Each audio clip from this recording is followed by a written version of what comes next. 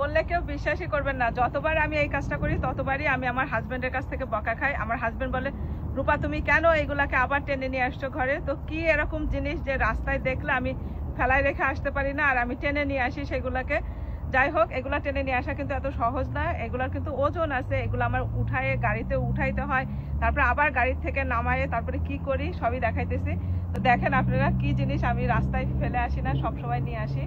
এই যে এই জিনিস যতবার আমি রাস্তায় দেখি ততবারই আমি কুড়াই নিয়ে আসি।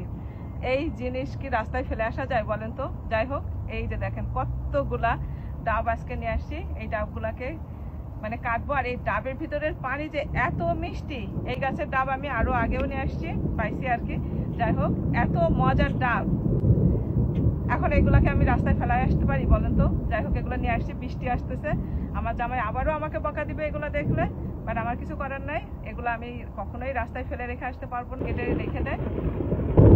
ওরে বাবারে, দেখেন কি পরিমাণ মানে বিদ্যুৎ চমকাইতেছে আকাশে। তো আর কথা না বাড়াই, এগুলাকে এখন ঘরে নিয়ে যাবো। ঘরে নিয়ে যাওয়ার এগুলোকে ভালো করে ধুয়ে টুয়ে তারপরে ঘরে উঠাবো।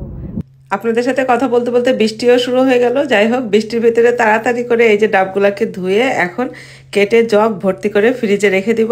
কেমন লাগলো অবশ্যই কমেন্ট করে জানাবেন। আল্লাহ হাফেজ।